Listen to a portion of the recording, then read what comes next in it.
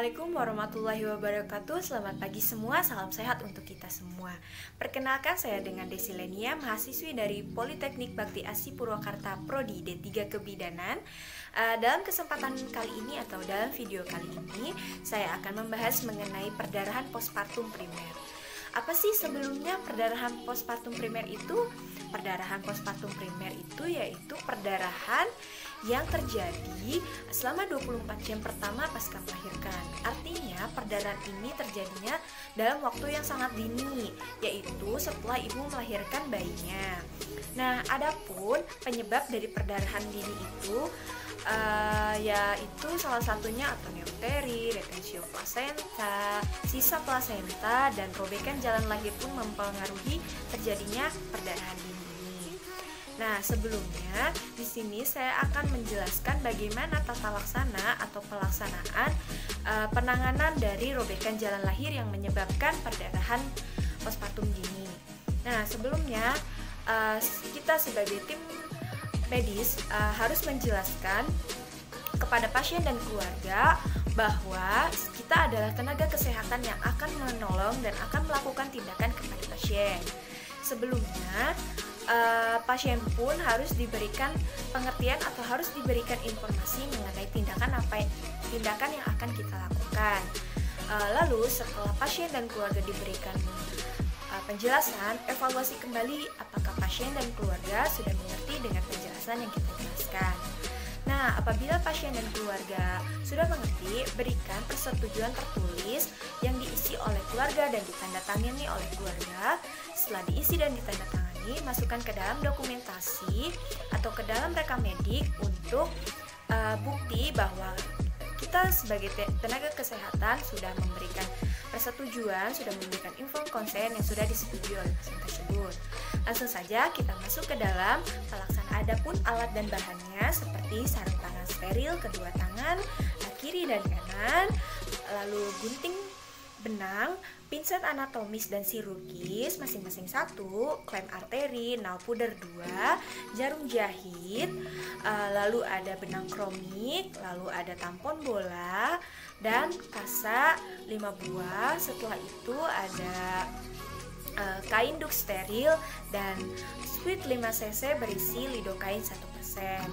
Nah, adapun peralatan yang lain yang kita butuhkan dalam tindakan ini seperti lampu sorot, tensimeter, stetoskop,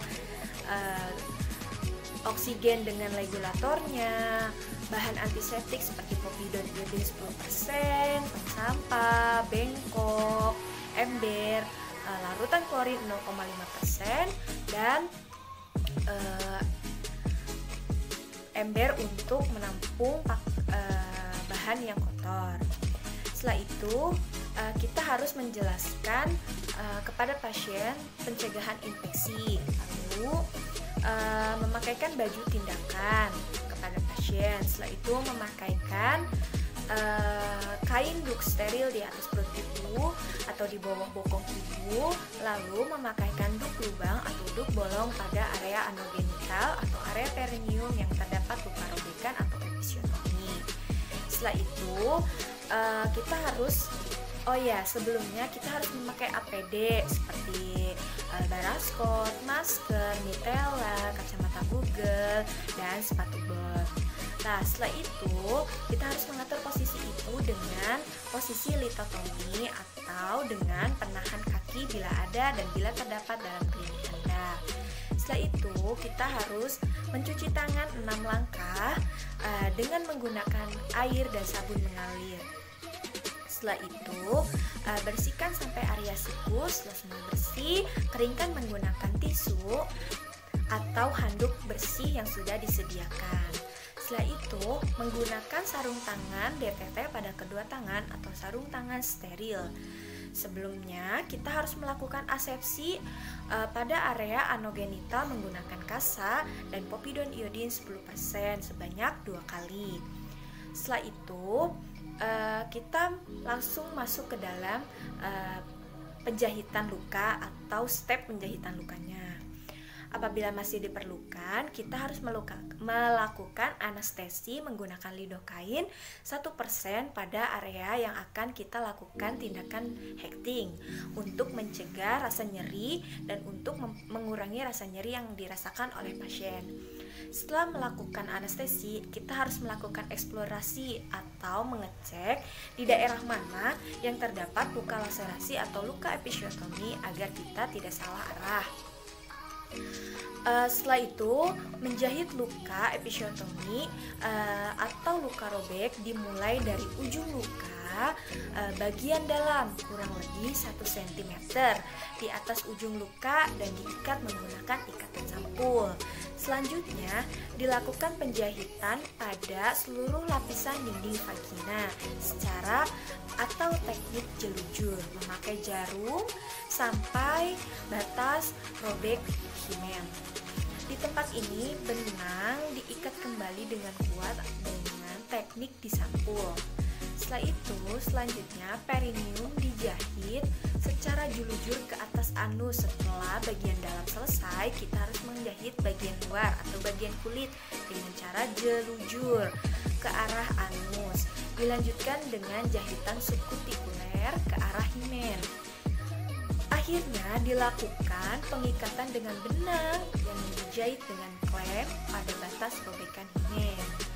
Nah, setelah semua selesai, kita harus melakukan eksplorasi lagi dengan menggunakan kasa apakah masih ada luka yang belum terjahit, ditandai dengan adanya rembesan darah pada area yang kita jahit.